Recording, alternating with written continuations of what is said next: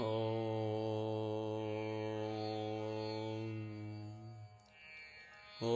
नमो भगवते वासुदेवाय। ॐ नमो नारायणाय। श्रीमन्नारायणीयं दशकं 23 श्लोका 5। तं नारदः तु नारदस्तु समम् अंगिरसा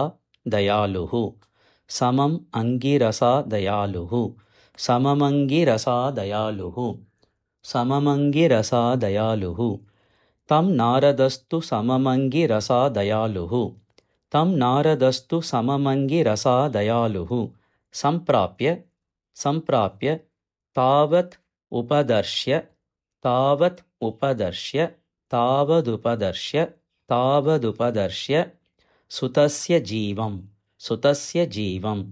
सम्प्राप्य तावदुपदर्श्य सुतस्य जीवं सम्प्राप्य तावदुपदर्श्य सुतस्य जीवं तं नारदस्तु सममङ्गिरसा दयालुः सम्प्राप्य तावदुपदर्श्य सुतस्य जीवं तं नारदस्तु सममङ्गिरसा दयालुः सम्प्राप्य तावदुपदर्श्य सुतस्य जीवं कस्य अस्मि पुत्रः इति कस्यास्मि पुत्र इति तस्य गिरा विमोहं कस्यास्मि पुत्र इति तस्य गिरा विमोहं त्यक्त्वा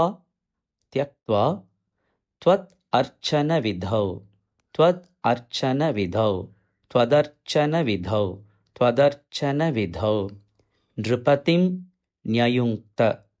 नृपतिं न्ययुङ्क्त त्यक्त्वा त्वदर्चनविधौ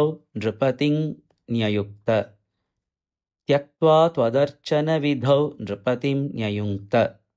कस्यास्मि पुत्र इति तस्य गिरा विमोहं त्यक्त्वा त्वदर्चनविधौ नृपतिं न्ययुङ्क्त कस्यास्मि पुत्र इति तस्य गिरा विमोहं त्यक्त्वा त्वदर्चनविधौ नृपतिं न्ययुङ्क्त तं नारदस्तु सममङ्गिरसा दयालुः सम्प्राप्य तावदुपदर्श्य सुतस्य जीवं कस्यास्मि पुत्र इति तस्य गिरा विमोहं त्यक्त्वा त्वदर्चनविधौ नृपतिं न्ययुङ्क्त तं नारदस्तु सममङ्गिरसा दयालुः सम्प्राप्य तावदुपदर्श्य सुतस्य जीवं कस्यामि पुत्र इति तस्य गिरा विमोहं त्यक्त्वा त्वदर्चनविधौ नृपतिं न्ययुङ्क्त तं नारदस्तु सममङ्गिरसा दयालुः सम्प्राप्य तावदुपदर्श्य सुतस्य जीवं कस्यास्मि पुत्र इति तस्य गिरा विमोहं त्यक्त्वा त्वदर्चनविधौ नृपतिं न्ययुङ्क्त तं नारदस्तु सममङ्गिरसा दयालुः सम्प्राप्य तावदुपदर्श्य सुतस्य जीवं कस्यास्मि पुत्र इति तस्य गिरा विमोहं